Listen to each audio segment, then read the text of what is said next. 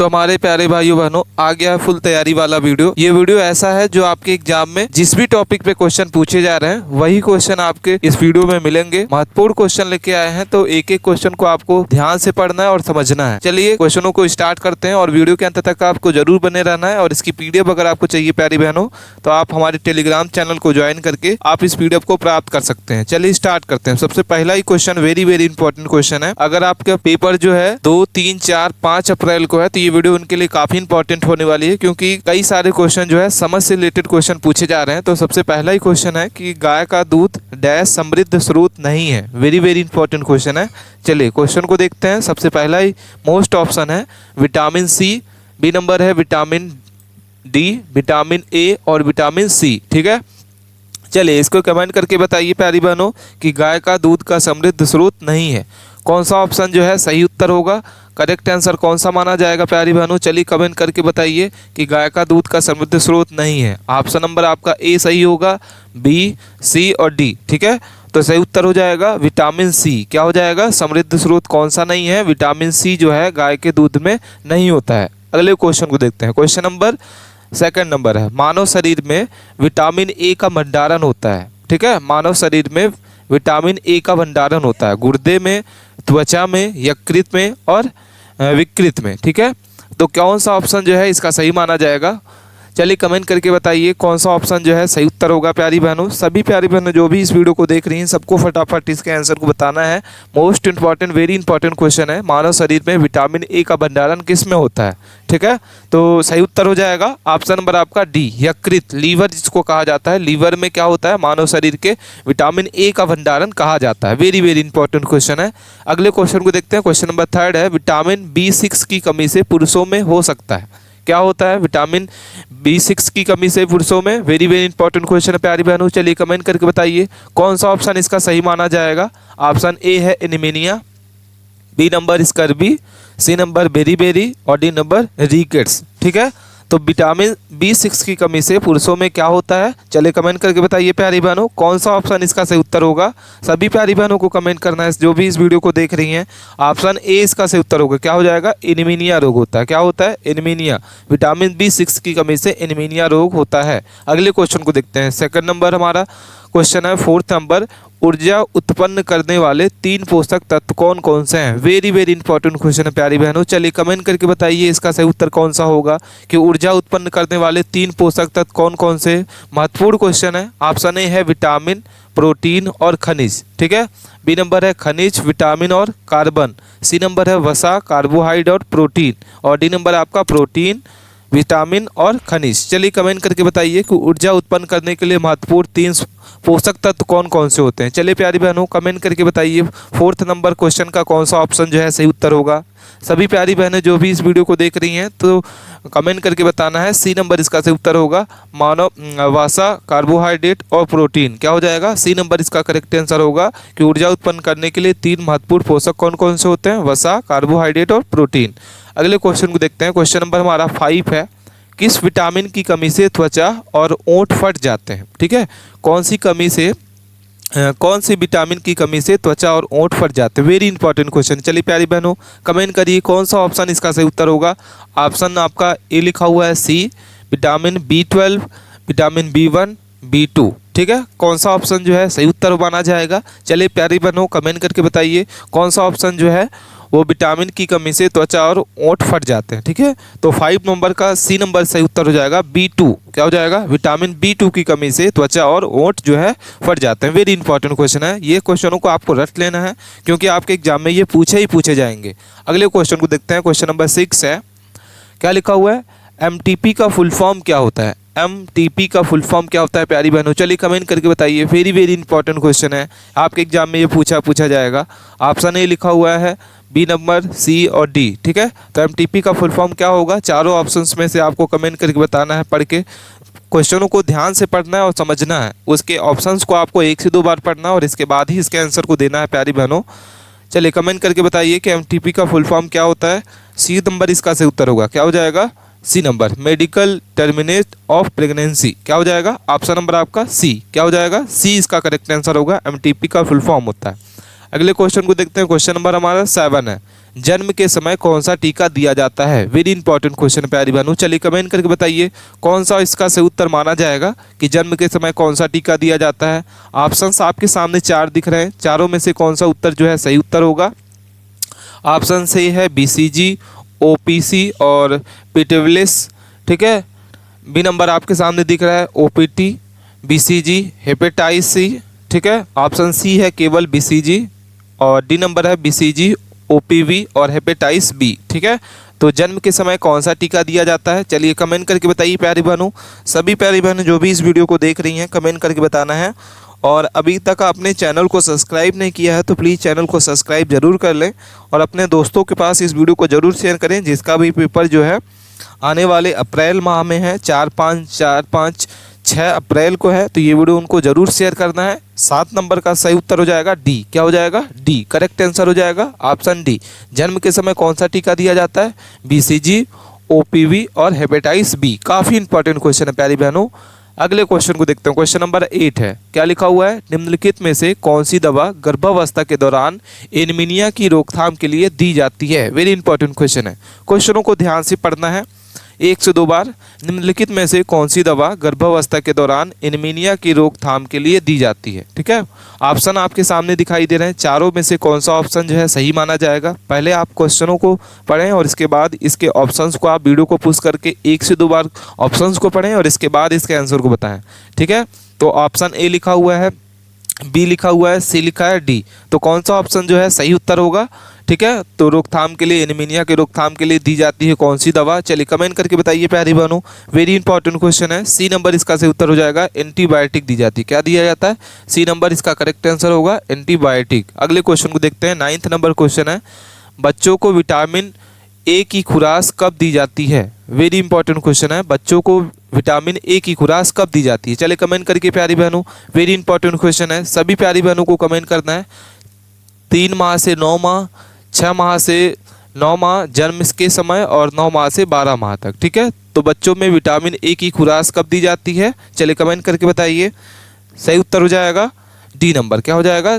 9 माह से 12 माह तक बच्चों को विटामिन ए की खुराक दी जाती है। अगले क्वेश्चन को देखते हैं। क्वेश्चन नंबर 10 है, निम्नलिखित में से किस हार्मोन्स के प्रभाव के कारण गर्भावस्था की शुरुआत में स्त्री के पाचन तंत्र क्रियावृद्धि समृद्ध हो जाती है? वह किसके कारण उल्टी होती है? ठीक है, वेरी वेरी इंपॉर्टेंट क्वेश्चन है। चलिए प्यारी बहनों कमेंट करके बताइए कौन सा ऑप्शन जो है सही माना जाएगा। सबको कमेंट करके बताना है कौन सा ऑप्शन जो है इसका सही उत्तर होगा। ऑप्शन ए, बी, सी और डी, कौन सा ऑप्शन जो है सही उत्तर होगा? चलिए प्यारी बहनों कमेंट करके बताइए, फास्ट कमेंट करिए, सभी को कमेंट करके बताना है। ऑप्शन ए इसका सही उत्तर होगा। क्या हो जाएगा? Correct answer A. क्या हो जाएगा? प्रोजेस्टेरोन। ठीक है, अगले क्वेश्चन को देखते हैं। वेरी इंपॉर्टेंट क्वेश्चन है, 11 नंबर क्वेश्चन है कि एक साधारण महिला को प्रतिदिन कितने विटामिन ए की आवश्यकता होती है? ठीक है, वेरी इंपॉर्टेंट क्वेश्चन है। चलिए प्यारी बहनों कमेंट करके बताइए कि एक साधारण महिला को प्रतिदिन कितने विटामिन ए की आवश्यकता होती है? 730 माइक्रोग्राम, 950 माइक्रोग्राम, 840 माइक्रोग्राम और 800 माइक्रोग्राम। ठीक है, प्यारी बहनों कमेंट करके बताइए इसका कौन सा ऑप्शन जो है सही उत्तर होगा।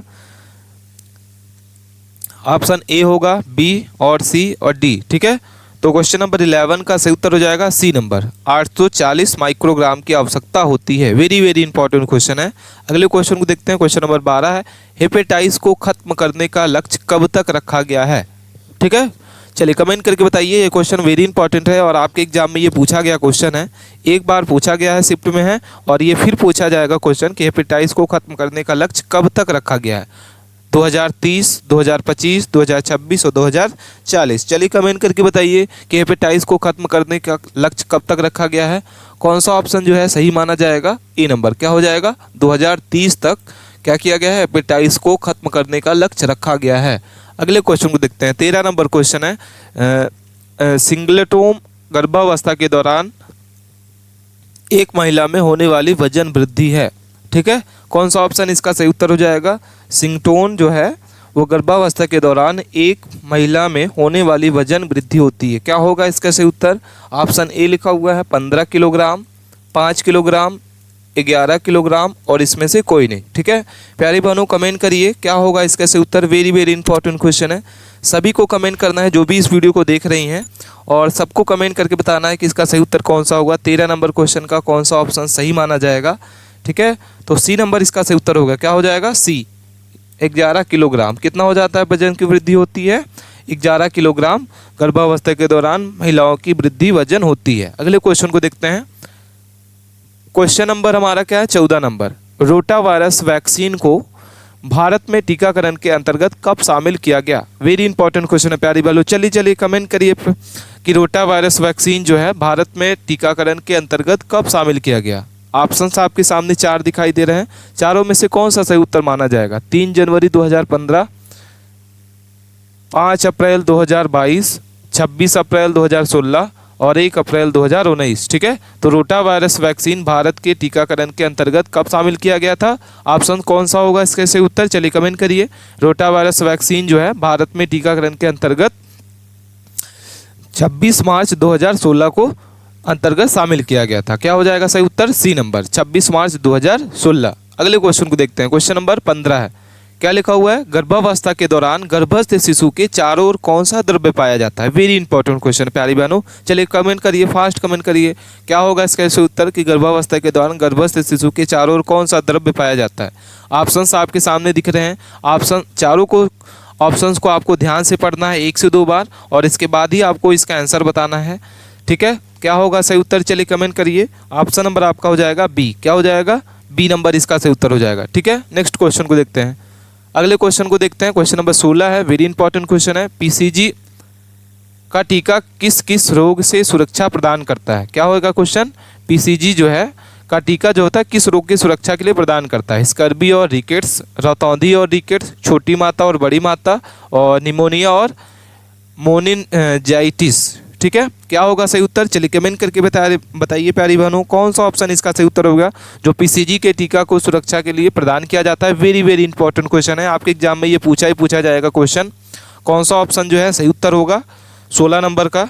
ठीक है प्यारी बहनों, बताइए कौन सा होगा? डी नंबर करेक्ट आंसर होगा। क्या हो जाएगा? डी इसका सही उत्तर होगा, निमोनिया और मेनिनजाइटिस। ठीक है, ऑप्शन नंबर आपका डी करेक्ट आंसर है। अगले क्वेश्चन को देखते हैं। क्वेश्चन नंबर 17 है, जिंक पूरक देने का क्या लाभ है? ठीक है, जिंक पूरक देने के क्या लाभ है? चलिए कमेंट करके बताइए। चारों ऑप्शंस को आपको ध्यान से पढ़ना है। सबसे पहले, बच्चों के विकास को बढ़ाना, सर्दी जुकाम को रोकना, निमोनिया के संक्रमण को रोकना और दस्त की आवृत्ति को घटाना। ठीक है, क्या होगा सही उत्तर? चलिए कमेंट करके बताइए कि जिंक पूरक देने में क्या लाभ होता है। 17 नंबर का कौन सा ऑप्शन जो है सही उत्तर होगा? डी। क्या हो जाएगा? दस्त की आवृत्ति को क्या करना? बढ़ाना, जिंक पूरक में लाभ होते हैं। ठीक है, नेक्स्ट क्वेश्चन को देखते हैं। एक सामान्य पुरुष को कितना मिलीग्राम जिंक प्रतिदिन आवश्यकता होती है? ठीक है, वेरी इंपॉर्टेंट क्वेश्चन है। चलिए प्यारे बहनों, कमेंट करके बताइए कि एक सामान्य पुरुष को कितना मिलीग्राम जिंक प्रतिदिन आवश्यक होता है। ठीक है, चलिए कमेंट करके बताइए कौन सा ऑप्शन जो है सही माना जाएगा। ऑप्शन आपके सामने दिखाई दे रहे हैं, तो कितने मिलीग्राम जिंक की आवश्यकता होती है? क्या हो जाएगा? 17 मिलीग्राम। कितनी हो जाएगी? 17 मिलीग्राम की जिंक की आवश्यकता होती है। ठीक है, और कमेंट करके हमको बताना है प्यारी बहनों कि एक सामान्य महिला के लिए कितने मिलीग्राम जिंक की आवश्यकता हो। सभी प्यारी बहनें कमेंट करके बताएंगे इस क्वेश्चन को आंसर कि एक सामान्य महिला को कितने मिलीग्राम जिंक प्रतिदिन की आवश्यकता होती है। वेरी इंपॉर्टेंट क्वेश्चन है। अगले क्वेश्चन को देखते हैं। 19 नंबर क्वेश्चन है, कौन सा रोग दूषित पानी और दूषित भोजन के द्वारा होता है? ठीक है, चलिए कमेंट करिए। पोलियो होगा ऑप्शन नंबर, बी नंबर है मलेरिया, सी नंबर रिकेट्स और डी नंबर टाइफाइड। ठीक है, तो कौन सा रोग जो होता है वो दूषित पानी और दूषित भोजन के द्वारा होता है। ठीक है, चलिए कमेंट करना है प्यारी बहनों, सभी को कमेंट करके बताना है कि इसका सही उत्तर कौन सा होगा। ठीक है, और वीडियो के अंत तक आपको जरूर बने रहना है। और जिस भी प्यारे भाइयों बहनों का पेपर जो है 3, 4, 5 अप्रैल को है, तो ये वीडियो उनके लिए काफ़ी इंपॉर्टेंट होने वाली है, क्योंकि इससे कई सारे जो क्वेश्चन है आपके एग्जाम में पूछे जा रहे हैं। तो 19 नंबर का सही उत्तर ऑप्शन ए होगा। क्या हो जाएगा? पोलियो रोग जो होता है दूषित पानी और दूषित भोजन के द्वारा होता है। क्या हो जाएगा? ऑप्शन नंबर आपका ए, पोलियो। अगले क्वेश्चन को देखते हैं। 20 नंबर क्वेश्चन है, टाइफाइड और पैराटाइफाइड दोनों संक्रमण का उष्मायन अवधि है। क्या होता है इसका सही उत्तर? चलिए कमेंट करिए। टाइफाइड और पैराटाइफाइड, ठीक है, दोनों संक्रमणों में उष्मायन अवधि होती है 4 से 10 दिन, 15 से 5 से 20 दिन, 6 से 30 दिन और उपयुक्त सभी। ठीक है, तो कौन सा इसका सही उत्तर माना जाएगा 20 नंबर का? चलिए कमेंट करके बताइए 20 नंबर का कौन सा ऑप्शन जो है सही माना जाएगा। चलिए सभी प्यारी बहनों को कमेंट करना है 6 से 30 दिन। क्या हो जाएगा? 6 से 30 दिन इसका क्या हो जाएगा करेक्ट आंसर। ऑप्शन नंबर आपका सी। क्वेश्चन नंबर 21 को देखते हैं। डिलीवरी के दौरान माँ की देखभाल को क्या कहते हैं? वेरी वेरी इंपॉर्टेंट क्वेश्चन है। डिलीवरी के दौरान माँ की देखभाल को क्या कहते हैं? ऑप्शंस आपके सामने दिख रहे हैं, कौन सा ऑप्शन जो है सही माना जाएगा?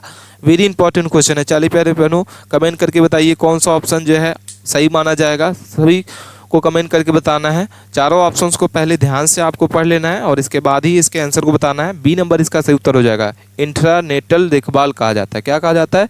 इंट्रानेटल देखभाल। अगले क्वेश्चन को देखते हैं। क्वेश्चन नंबर हमारा 22 नंबर है। निम्नलिखित में से कौन सी सहसावस्था की मुख्य विशेषता नहीं है? ठीक है, चलिए क्वेश्चन ध्यान से पढ़ना है आपको।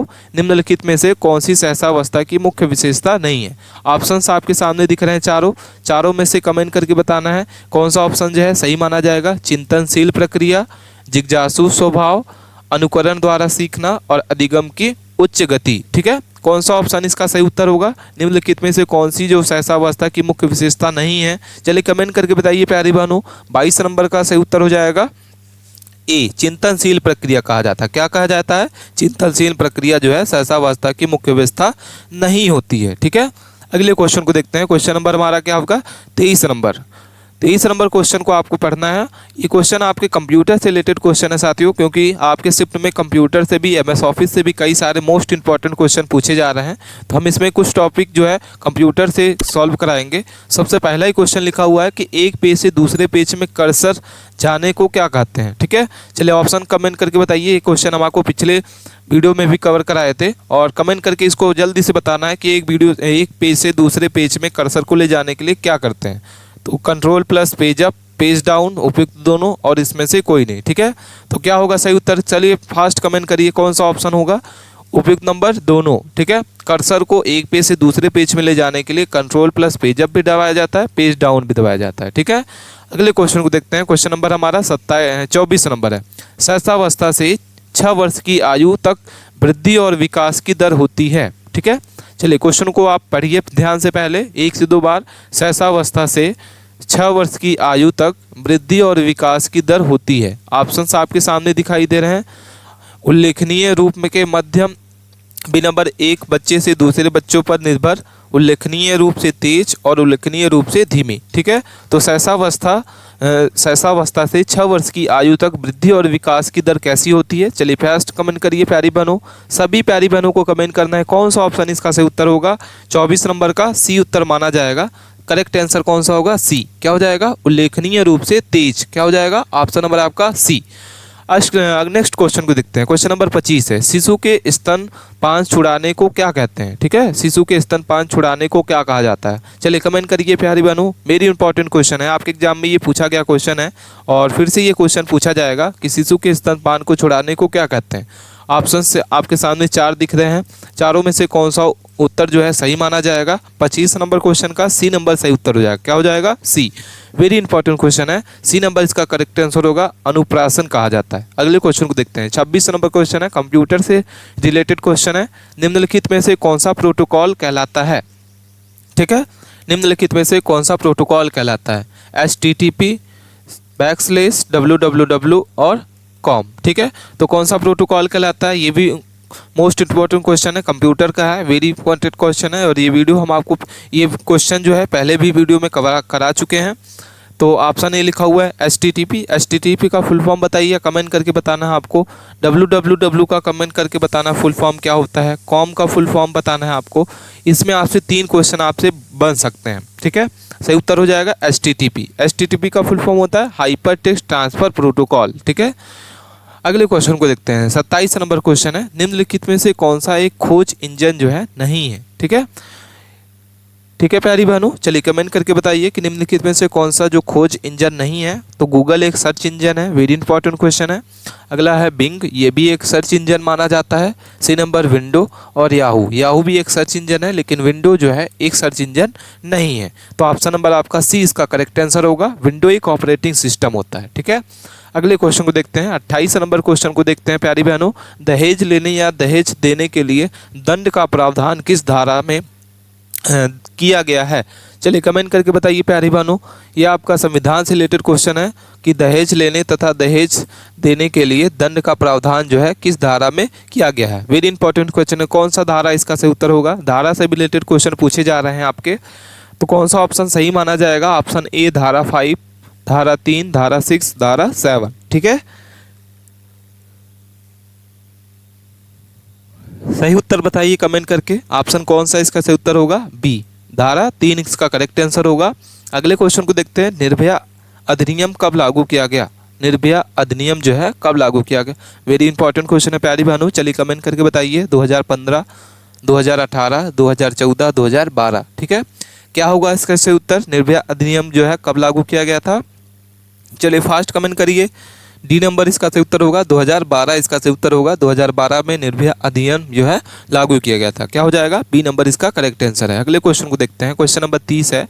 चलिए प्यारी बहनों कमेंट करके बताइए कि गर्भपात के दौरान महिला की मृत्यु हो जाती है तो किस धारा के तहत ठीक है कार्यवाही की जाती है? ठीक है, कौन सा ऑप्शन इसका सही उत्तर माना जाएगा? ऑप्शन आपके सामने 4 दिख रहे हैं। ऑप्शन को ध्यान से पढ़ना है पहले 1 से 2 बार और इसके बाद ही इसके आंसर को बताना है कमेंट करके प्यारी बहनों। चलिए कमेंट करिए कौन सा इसका सही उत्तर होगा। पहले क्वेश्चन को आप 1 से 2 बार पढ़िए और इसके बाद इसके ऑप्शन में जो सही उत्तर लगता है आप हमें कमेंट करके बताइए कि ये उत्तर जो है सही माना जाएगा। ठीक है, तो सही उत्तर हो जाएगा ऑप्शन नंबर आपका डी धारा 314। क्या हो जाएगा? ऑप्शन डी धारा 314। ठीक है, अगले क्वेश्चन को देखते हैं। क्वेश्चन नंबर 31 है। पर्सनल कंप्यूटर या डेस्कटॉप कंप्यूटर किसके उदाहरण है? चलिए कमेंट करिए प्यारी बहनों। Micro computer, mainframe computer, mini computer और सुपर कंप्यूटर। तो पर्सनल कंप्यूटर या डेस्कटॉप कंप्यूटर किसके उदाहरण होते हैं? माइक्रो कंप्यूटर के। किसके होते हैं? Micro computer. ठीक है, नेक्स्ट क्वेश्चन को देखते हैं। अगला क्वेश्चन हमारे सामने दिख रहा है कि कोल्ड चैन का संबंध है। वेरी इंपॉर्टेंट क्वेश्चन है प्यारी बहनों, चलिए कमेंट करके बताइए। वेरी वेरी इंपॉर्टेंट क्वेश्चन है। चलिए प्यारी बहनों कमेंट करना है आपको कि कोल्ड चैन का संबंध किससे होता है। चारों ऑप्शन आपके सामने दिख रहे हैं, ध्यान से पढ़ना है आपको 1 से 2 बार और इसके बाद इसके आंसर को बताना है। और ये सारे क्वेश्चन आपके एग्जाम में पूछे जाएंगे प्यारी बहनों, तो आप वीडियो के अंत तक बने रहना है और अपने दोस्तों के पास इस वीडियो को जरूर शेयर करें। और इसकी PDF अगर आपको चाहिए तो टेलीग्राम चैनल के माध्यम से आप इस PDF को डाउनलोड कर सकते हैं। इसका सही उत्तर क्या होगा? कमेंट करिए। बी नंबर इसका सही उत्तर होगा। टीके के भंडारण से। क्या हो जाएगा? टीके के भंडारण से चैन कोल्ड का संबंध है। अगले क्वेश्चन को देखते हैं। क्वेश्चन नंबर हमारा क्या है? 33 नंबर है। ठीक है, वेरी वेरी इंपॉर्टेंट क्वेश्चन है। चलिए प्यारी बहनों कमेंट करिए, बताइए। क्वेश्चन आपको ध्यान से पढ़ना है। सबसे पहले 1 से 2 बार क्वेश्चनों को पढ़िए और इसके बाद इसके आंसर को बताइए हमें। कौन सा उत्तर जो है इसका सही उत्तर होगा? ऑप्शन ए होगा 5 दिन, 7 दिन, 4 दिन और 3 दिन। ठीक है, तो कौन सा उत्तर सही उत्तर होगा? डी नंबर 3 दिन में। क्या हो जाएगा? 3 दिन। ठीक है, नेक्स्ट क्वेश्चन को देखते हैं। मलेरिया उन्मूलन के लिए राष्ट्रीय रूपरेखा कब तैयार हुई? ठीक है, वेरी इंपॉर्टेंट क्वेश्चन है प्यारी बहनों, चलिए कमेंट करके बताइए कौन सा उत्तर जो है सही माना जाएगा। मलेरिया उन्मूलन के लिए राष्ट्रीय रूपरेखा कब शुरू की गई? ठीक है, कमेंट करके बताइए कौन सा ऑप्शन जो है सही माना जाएगा। 2019, 2017, 2018, 2016। ठीक है, तो मलेरिया उन्मूलन में राष्ट्रीय रूपरेखा जो है कब लागू की गई थी? डी नंबर 2016 में। क्या हो जाएगा? ऑप्शन नंबर आपका डी 2016 में मलेरिया उन्मूलन के लिए राष्ट्रीय रूपरेखा जो है लागू की गई थी। वेरी वेरी इंपॉर्टेंट क्वेश्चन है। अगले क्वेश्चन को देखते हैं। क्वेश्चन नंबर हमारा क्या है? 35 नंबर है। काफ़ी इंपॉर्टेंट क्वेश्चन है प्यारी बहनों, आपको इसको ध्यान से पढ़ना है और इसके बाद इसके आंसर को बताना है। गलत ना ही होना चाहिए क्वेश्चन का आंसर। 2030 तक भारत में मलेरिया को खत्म करने के लिए राष्ट्रीय आयुर्विज्ञान अनुसंधान परिषद ने लॉन्च किया है। क्या लॉन्च किया है? 2030 तक भारत में मलेरिया को खत्म करने के लिए भारतीय आयुर्विज्ञान अनुसंधान परिषद ने लागू किया है। क्या लॉन्च किया है? मलेरिया के लिए ना कहो, मेरा इंडिया, अलविदा मलेरिया और मलेरिया मुक्त भारत। तो कौन सा अभियान जो है लागू किया है, क्या लॉन्च किया है? चलिए कमेंट करके बताइए प्यारे बहनों। करंट क्वेश्चन है आपका और ये आपके एग्जाम में पूछा जाएगा क्वेश्चन। ध्यान से क्वेश्चन को पढ़ना है और इसके बाद इसके आंसर को बताना है। बी नंबर इसका करेक्ट आंसर होगा। क्या हो जाएगा? मेरी या इंडिया। क्या हो जाएगा मेरा इंडिया। वेरी इंपॉर्टेंट क्वेश्चन है। ऑप्शन नंबर आपका क्या हो जाएगा बी, बी इसका सही उत्तर हो जाएगा। तो ये थे साथियों हमारे प्यारे मोस्ट इंपॉर्टेंट क्वेश्चन जो हम इस वीडियो के माध्यम से कवर किए। आपको वीडियो कैसी लगी कमेंट करके हमें ज़रूर बताइएगा और अपने दोस्तों के पास इस वीडियो को ज़रूर शेयर करें जिसका भी पेपर आने वाले अप्रैल माह में है, 4, 5, 6, 7 अप्रैल को है। तो ये वीडियो उनके लिए काफ़ी इंपॉर्टेंट होने वाली है। मिलते हैं नए टॉपिक के साथ नए वीडियो में, तब तक के लिए आपके बने रहना है।